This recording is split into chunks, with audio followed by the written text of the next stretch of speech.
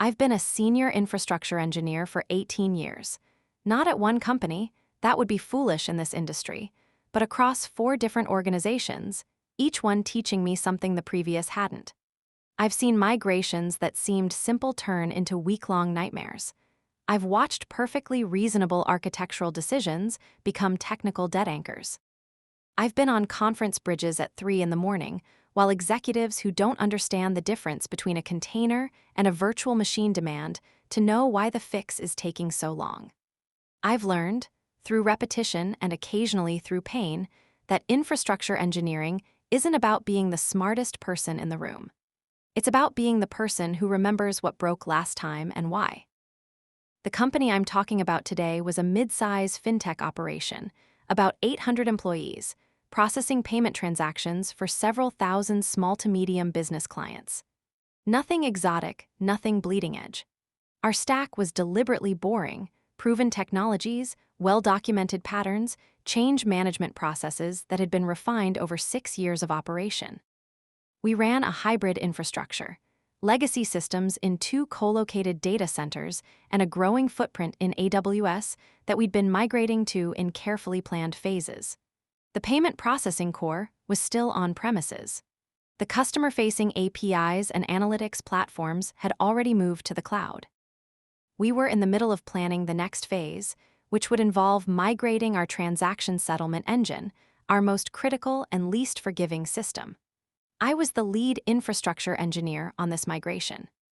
My role was to design the cloud architecture, coordinate with the application teams, manage the infrastructure as code repositories, handle the networking and security configurations, and most importantly, ensure we had tested, validated rollback procedures for every single step.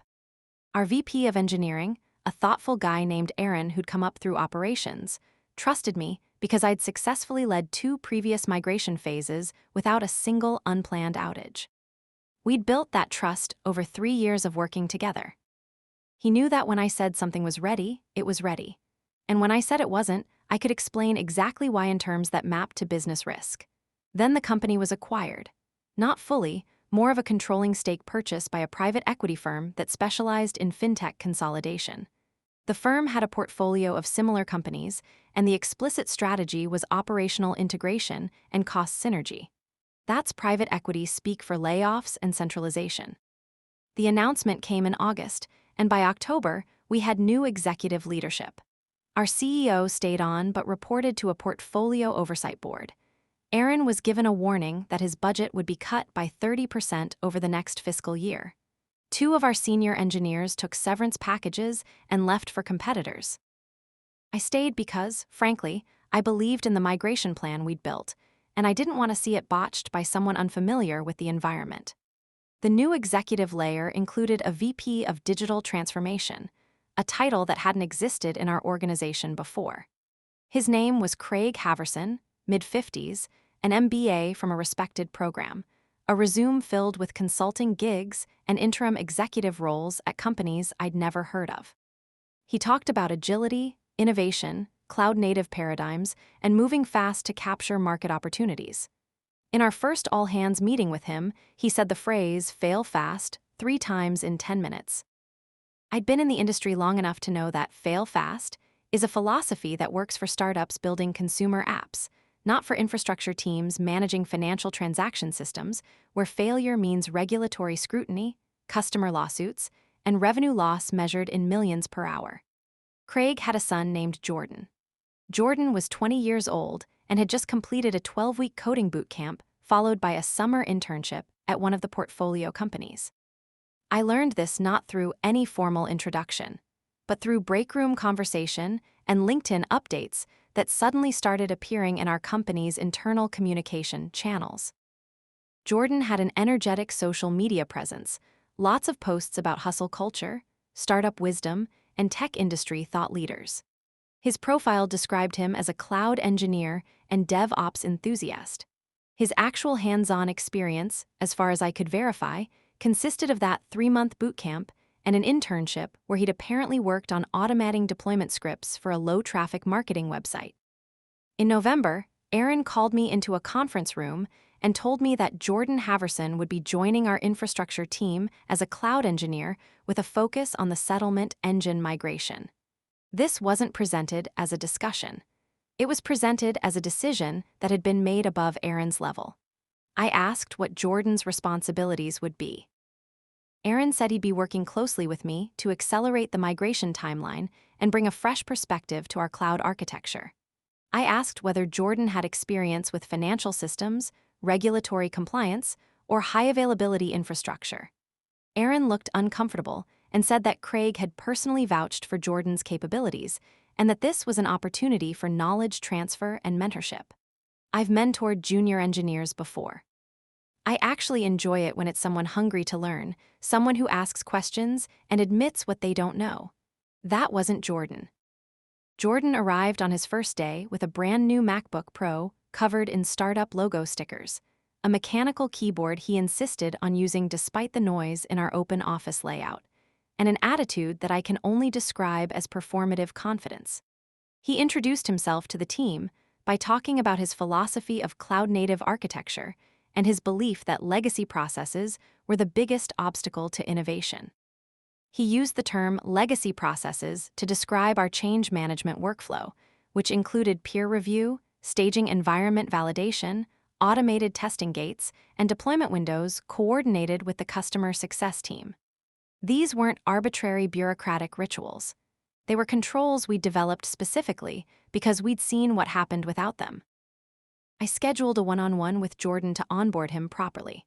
I walked him through our infrastructure documentation, our architecture decision records, our runbooks, and our incident response history. I explained that the settlement engine processed approximately $40 million in transaction volume per day and that our SLA with customers included a 95% uptime guarantee with financial penalties for breaches.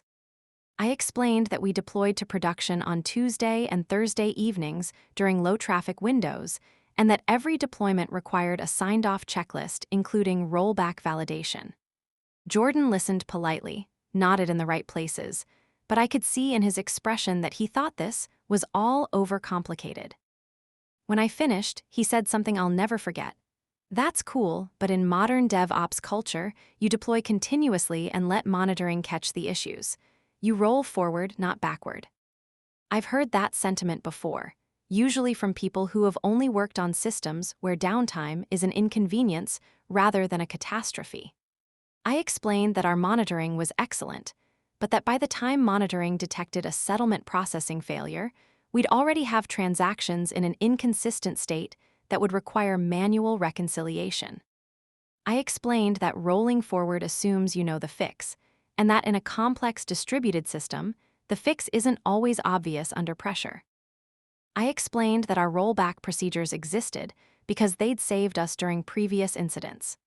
Jordan smiled and said he appreciated my experience, but that he thought we could improve our velocity significantly by challenging assumptions. Over the next few weeks, Jordan threw himself into the migration project with enthusiasm that would have been admirable if it had been paired with humility. He attended architecture meetings and proposed redesigns that sounded sophisticated, but revealed a shallow understanding of our requirements. He suggested we move from EC2 instances to Lambda functions for the settlement processing workflows, which would have been a complete rewrite of the application layer and introduced cold start latency into a system where timing precision was critical.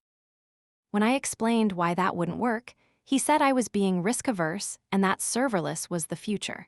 He proposed eliminating our staging environment to save costs, arguing that infrastructure as code made staging redundant because we could just replicate production configurations. When I pointed out that staging was where we caught configuration bugs, integration issues, and performance problems before they hit customers, he said that sounded like a testing problem, not an infrastructure problem. Craig attended some of these meetings, and I watched him beam with pride whenever Jordan spoke. It didn't matter that Jordan's proposals were technically unworkable. What mattered was that Jordan was confident, articulate, and fluent in the language of innovation. He talked about paradigm shifts and disruptive approaches. He quoted thought leaders and referenced case studies from companies that had completely different risk profiles than ours. Craig ate it up. Aaron, to his credit, tried to gently steer the conversation back to practical implementation details, but he was overruled more than once by Craig, who wanted us to think bigger and embrace change. In early December, we finalized the migration plan for the settlement engine. The plan I'd developed involved a phased cutover across 4 weeks. Week 1 would migrate the reporting and analytics components that consumed settlement data but didn't produce it. Week 2 would set up database replication from on-premises to Oz and validate data consistency. Week 3 would run the settlement engine in parallel, processing transactions in both environments and comparing outputs to ensure identical results. Week 4, assuming perfect parallel operation, would cut over primary processing to Oz and demote the on-premises system to hot standby. Each phase had rollback triggers, validation checkpoints, and go-no-go decision criteria. It was conservative, methodical, and designed to minimize risk. Jordan thought it was too slow. In a planning meeting, he presented an alternative approach: a single cutover migration during a scheduled maintenance window.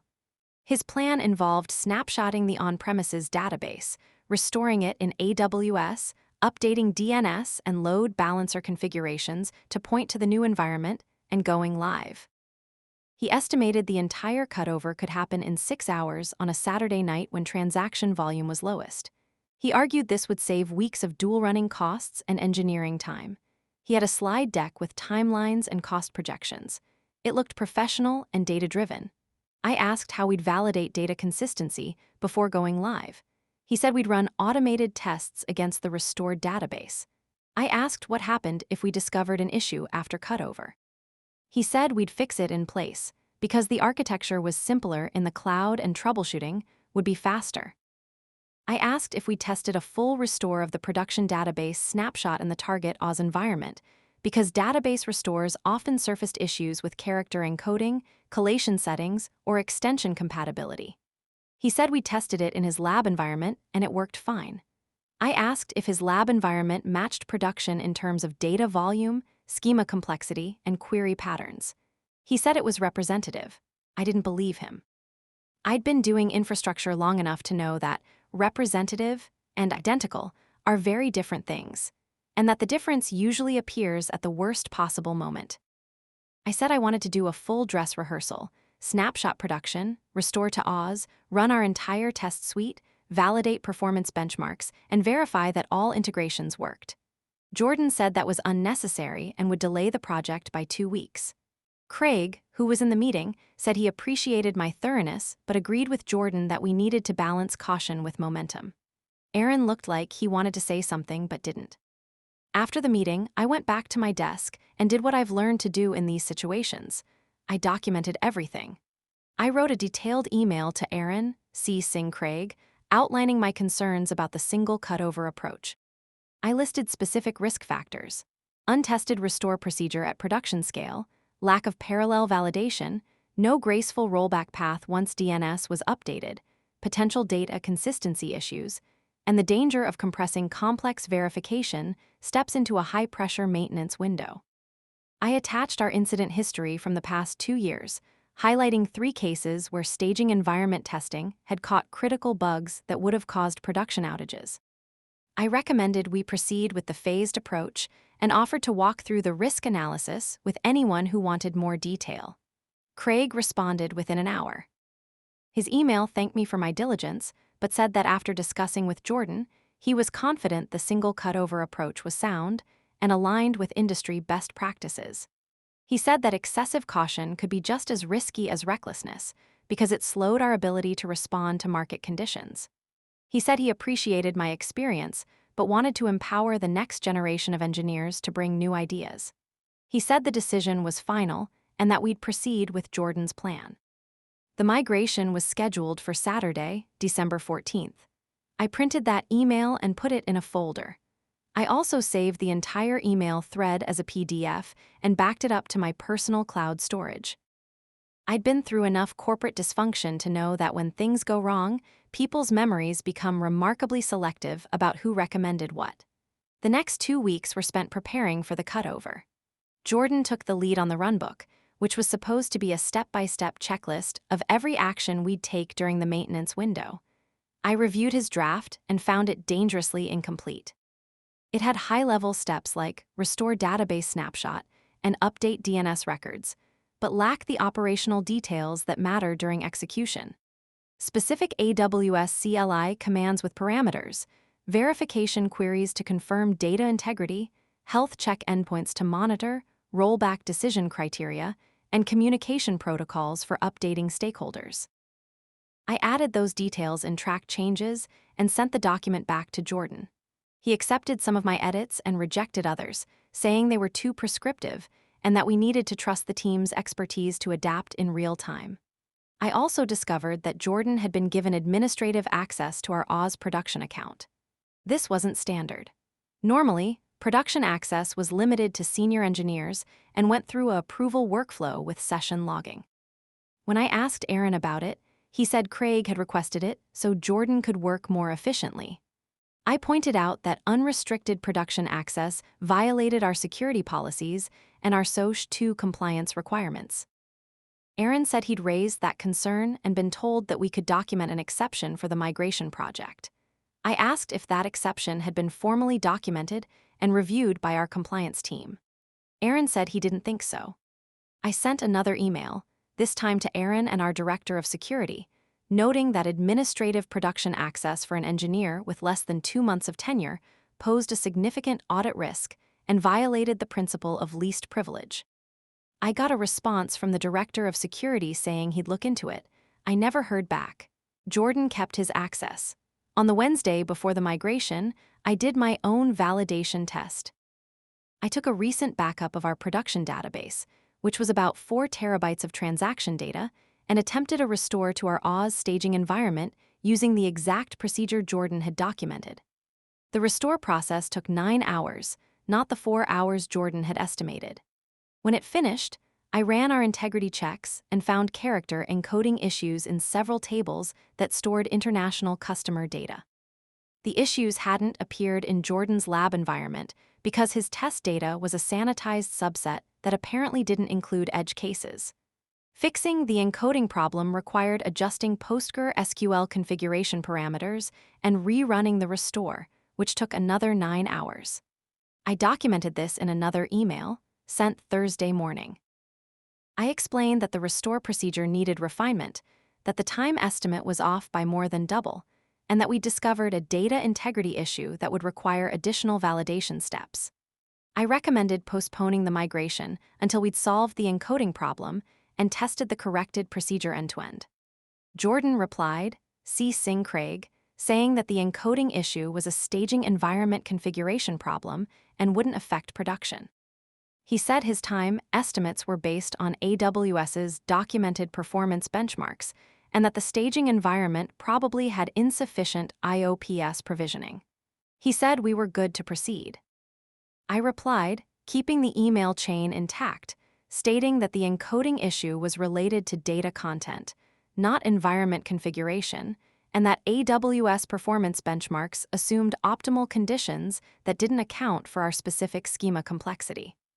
I said I was not comfortable proceeding without additional validation. Craig responded, saying he understood my concerns, but that we'd committed to the migration date with executive leadership and customers had been notified of the maintenance window. He said we'd proceed as planned and that he had full confidence in Jordan's preparation. I forwarded the entire email thread to my personal email address. Then I updated my resume. Saturday, December 14th. The migration was scheduled to begin at 10 p.m. During our lowest transaction volume period, the plan was to complete the cutover by 4 a.m. Sunday morning, leaving 2 hours of buffer before business hours in our earliest time zone. The team assembled on a Zoom call at 9:30, me, Jordan, 2 other infrastructure engineers, an application engineer who knew the settlement system's business logic, and Aaron. Craig joined the call to observe and support, which meant he'd be there to watch his son succeed. Jordan was energized, talking fast, cracking jokes about how we'd all look back on this and laugh about how worried we'd been. He shared his screen showing the runbook and started executing steps. Step 1. Enable maintenance mode on the customer-facing application to prevent new transactions from entering the system. Done. Step 2. Wait for in-flight transactions to complete processing. We monitored the queue depth until it hit 0. That took 20 minutes, which was expected. Step 3, perform a final backup of the on-premises production database. Jordan kicked off the backup job. Estimated time, 45 minutes. While the backup ran, Jordan walked through the upcoming steps with the confidence of someone who'd done this a dozen times, even though he hadn't. Craig chimed in periodically with encouragement. Aaron was quiet, monitoring our chat channels where we had dashboards and logs streaming. I had my own terminal windows open, tailing logs from the on-premises systems and checking metrics. Everything was stable so far, but we hadn't done anything risky yet. The backup completed at 11:15. Step 4, copy the backup file to S3. Jordan started the transfer. The file was 37 terabytes compressed. Our data center uplink was 10 gigabits, but S3 transfer speeds are variable and depend on parallelization and tuning. Jordan's script used the default OS CLI settings, which aren't optimized for large transfers. I watched the transfer rate hovering around 200 megabits per second. At that rate, the upload would take over 40 hours. I spoke up on the call. I said the transfer speed was way too slow and that we needed to use a parallelized transfer tool or adjust the CLI parameters. Jordan said it would speed up once the connection stabilized. I said that wasn't how TCP congestion control worked and that we needed to act now. Jordan said he'd researched this and that S3 automatically optimized transfer speeds. I shared my screen showing the S3 transfer metrics and the projected completion time. Craig asked if this was a real issue or just a theoretical concern. I said it was a real issue that would blow our maintenance window by more than a day. Jordan said I was being alarmist and that we should give it more time. 15 minutes later, the transfer rate hadn't improved. Aaron suggested we abort and switch to a different transfer method. Jordan, sounding frustrated now, said that aborting and restarting would waste the progress we'd made. I said we'd made almost no progress and that the sunk cost fallacy wasn't a good decision-making framework at 11:30 p.m. during a production migration. Craig said we needed to trust the process and let Jordan execute his plan. I muted my microphone and took a deep breath. At midnight, with the transfer still crawling, Jordan made a decision. He said he'd use a different backup file, a snapshot he'd taken earlier in the week during his testing. He said it was only a few days old, and we could replay the transaction logs from the past few days to bring it current.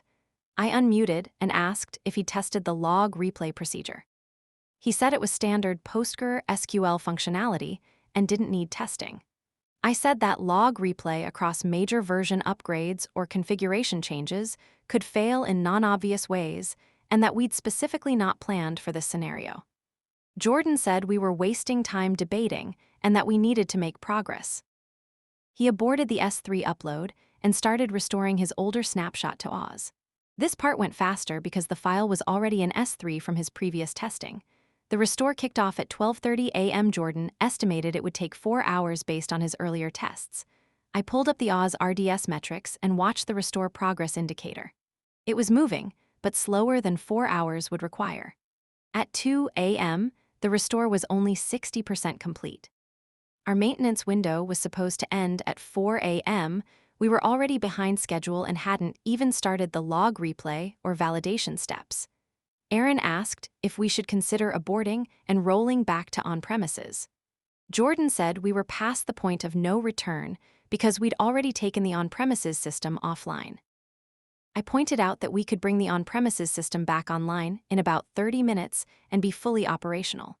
Jordan said that would be a failed migration and we'd have to re-notify customers and reschedule. Craig said he didn't want to abort unless there was a technical impossibility preventing us from continuing. The restore finished at 3:20 a.m. Step 5. Replay transaction logs to bring the database current. Jordan ran the log replay command. It failed immediately with an error about incompatible WAL segments. I'd seen this before. It happens when the snapshot's PostgreSQL configuration doesn't exactly match the source. Jordan stared at the error message. I asked if he'd validated that the snapshot's PostgreSQL version and configuration matched production. He said they were both PostgreSQL 13, so they matched. I asked about minor versions and configuration parameters. He didn't answer. I looked up the error in PostgreSQL documentation while Jordan frantically Googled. The issue was that his test snapshot had been taken with different WAL settings than production, making the logs incompatible. The fix wasn't simple. We'd either need to reconfigure the restored database to match production settings and redo the restore, or we'd need to accept that the database was several days out of date and missing thousands of transactions. It was 3:45 a.m. Aaron said we needed to make a call. Jordan said he could manually export the missing transactions from the on-premises backup and import them. I asked how long that would take. He said maybe an hour. I said we didn't have an hour and that manual export-import introduced significant risk of data corruption or inconsistency. Craig asked what I recommended. I said we should abort, bring the on-premises system back online, and regroup with a better tested plan. Jordan said we could do the import and be fine. Craig said to proceed with Jordan's approach. Jordan started writing a SQL script to export recent transactions. It was now 4 a.m., the end of our scheduled maintenance window. We'd sent notifications to customers saying we'd be back online by 6 a.m. with a 2-hour buffer. Jordan's export script was taking longer than expected because he was trying to handle foreign key dependencies and ensure referential integrity. At 4:30, he ran the export. It generated a SQL file with about 80,000 insert statements. He copied it to the Oz instance and started running the import. The import ran for 10 minutes, then failed with a primary key conflict. Some of the transactions he was trying to import already existed in the snapshot. Jordan added a conflict resolution clause to the SQL and ran it again. This time it completed, but threw hundreds of warnings about constraint violations. I asked if he was validating that the data was consistent. He said the import had finished and we should move on. Step 6.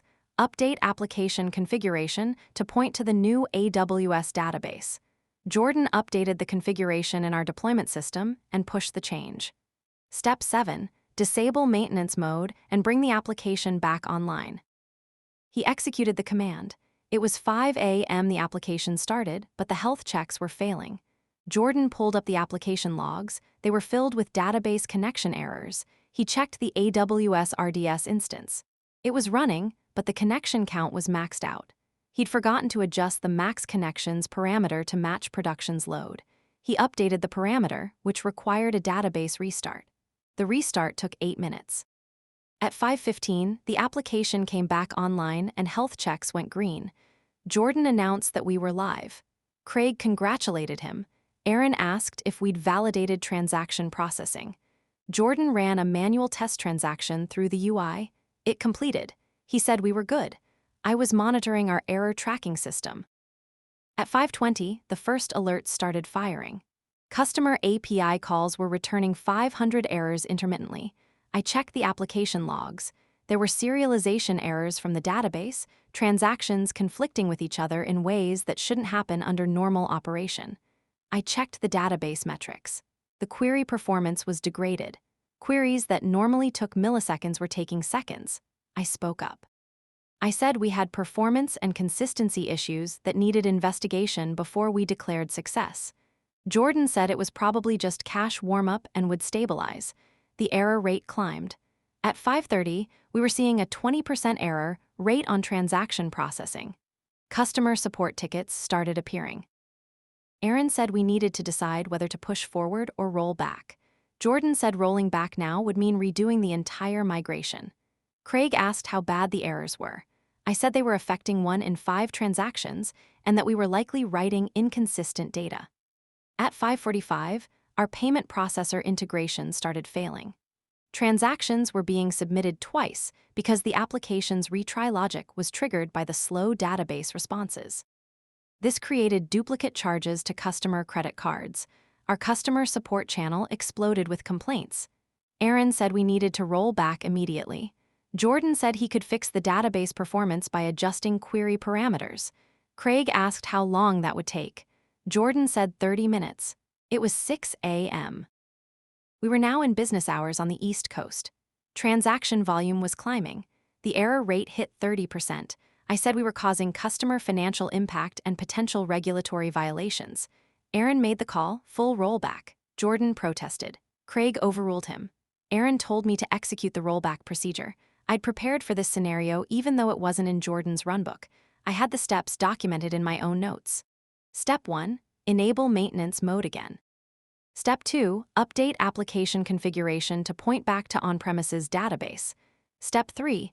Bring the on-premises database online from standby mode. Step 4. Disable maintenance mode. I executed each step, verifying completion before moving to the next.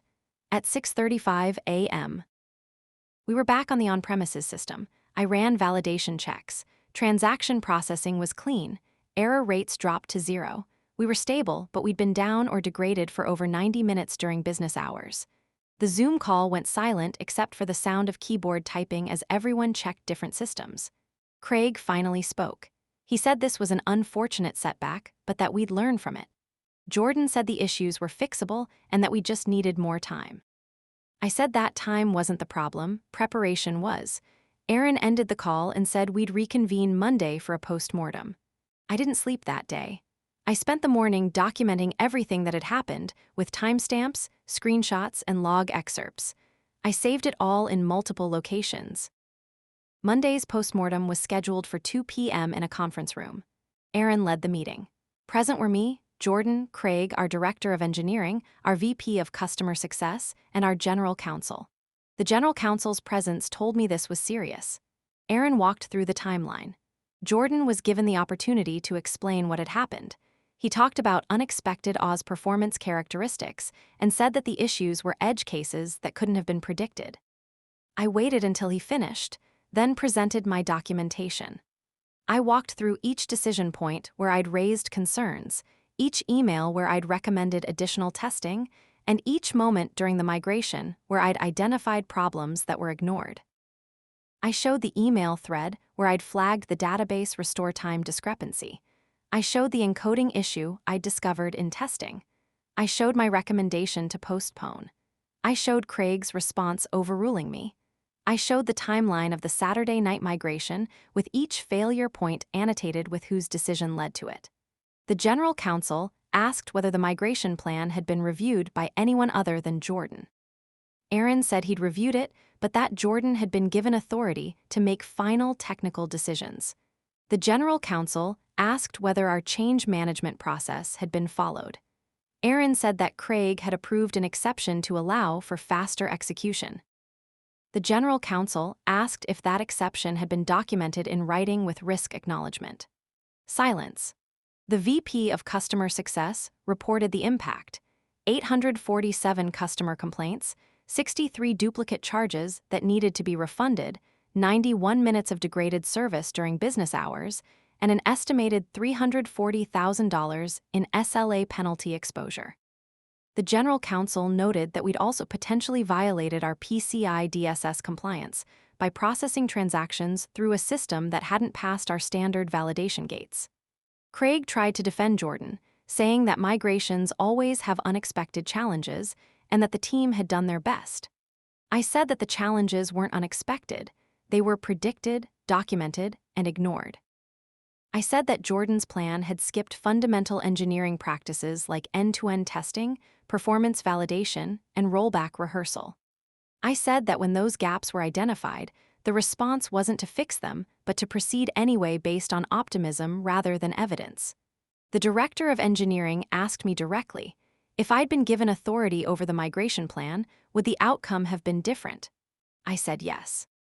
I said my phased approach would have caught every issue we encountered in a controlled environment with easy rollback options. I said we'd be successfully migrated by now instead of explaining to customers why we'd failed. The meeting ended without any immediate conclusions, but the air had shifted. Craig's confidence was gone. Jordan looked like he wanted to disappear. 2 days later, Jordan was reassigned to a non-production project working on internal tooling. Craig announced it as a strategic reallocation to better utilize Jordan's skills. Jordan left the company entirely 3 weeks later. I heard through the rumor mill that he'd accepted a position at another portfolio company, which suggested this was a face-saving transfer arranged by his father. Craig remained as VP of Digital Transformation, but stopped attending infrastructure meetings. Aaron regained operational authority over engineering decisions. The settlement engine migration resumed in February using my original phased plan. It took 4 weeks and completed without a single unplanned outage. In March, I got a promotion to principal infrastructure engineer with a significant raise. Aaron told me privately that the executive team had reviewed the postmortem documentation and recognized that my adherence to process and insistence on proper testing had likely prevented an even worse disaster. He said my emails had created an audit trail that protected the company legally, and that the general counsel had specifically noted my professionalism in documenting concerns through proper channels. I don't tell this story because I enjoy being proven right. I tell it because it illustrates something that's fundamental to engineering, but often forgotten by business leadership. Process exists because of experience, and experience can't be replaced by enthusiasm. Jordan wasn't malicious. He was just confident in ways that inexperience allows. He believed that the rules didn't apply to modern approaches, that careful validation was slowness rather than safety, and that problems could be solved in real time through cleverness. But infrastructure engineering isn't about cleverness. It's about understanding that complex systems fail in complex ways, that production environments surface problems that test environments don't, and that the time to discover your plan's flaws is before you execute it, not during. It's about knowing that rollback isn't a defeat, it's a designed safety mechanism. It's about respecting the scar tissue of past incidents enough to learn from them. Craig wanted innovation and speed. What he got was downtime and customer complaints. Jordan wanted to prove himself. What he proved was that credentials and family connections don't substitute for judgment earned through repetition and failure. Aaron wanted to trust his new leadership. What he learned was that trust without verification is just hope. I stayed at that company for another year before moving on to a better opportunity. The settlement engine still runs on the infrastructure I designed. The change management processes I fought to preserve are still in place, refined and strengthened after the December incident became a case study in what not to do. I'm older now, grayer, maybe more cynical. But I'm also more certain of something I've always believed. In engineering, reality doesn't negotiate. Systems behave according to their design and their flaws, regardless of whether you've accounted for those flaws in your timeline. The laws of distributed systems don't care about your confidence or your career ambitions or who your father is. They care about whether you tested your assumptions, validated your procedures, and built in room for the inevitable surprises. And if you didn't, they'll teach you, publicly, expensively, and usually at 3 a.m. I've learned to document everything, to communicate clearly even when it's uncomfortable, and to trust that competence eventually reveals itself, even if politics temporarily obscures it. I've learned that being the person who says, "Wait, we're not ready," is lonely and often thankless right up until the moment it isn't. And I've learned that the best engineering career advice I can give to anyone is this: be right, be thorough, and keep the receipts.